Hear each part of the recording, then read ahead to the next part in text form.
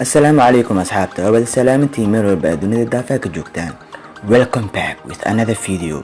فيديوغاني waxaan ugu hadli doonaa sida loo hakin gareeyo qof Facebookiisa. Okay. Waa haddii aad fiidiyoogani fiirsatay inaad awoodi doonti wax walbo aan kugu sheego fiidiyoogan dhexdiisa. Okay. Waxaan tagi doonaa Facebook. Waxaan qori doonaa qofka aan rabno magaciisa inaan raadino. Okay. مسحينك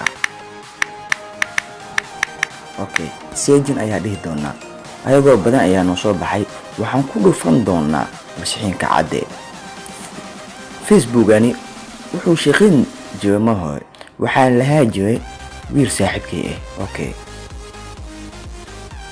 Facebookan ayaan jimin doonaa okay waxaan tagi doonaa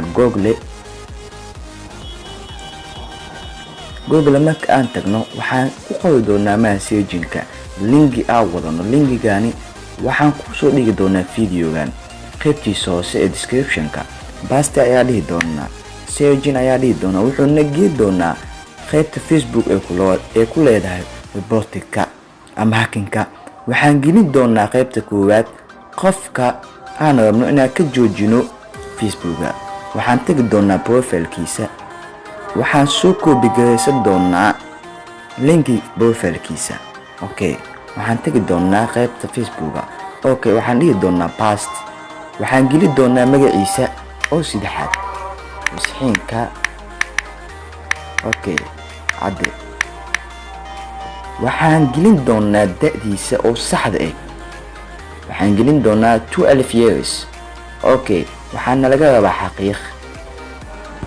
xaqiiqda waatana waxaan ku dhigi doonaa xaqiiqdani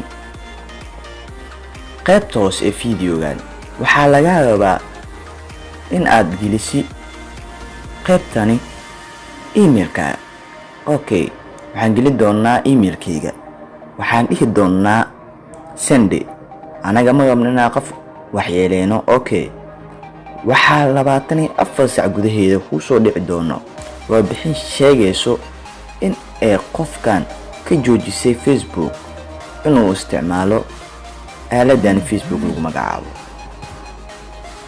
fadlan haddii aad ka heshay fiidiyoogan like saar hana ka iloobi inaad subscribe saarti welcome back with another video kale ayaa iskugu soo laaban doonaa mahadsanid.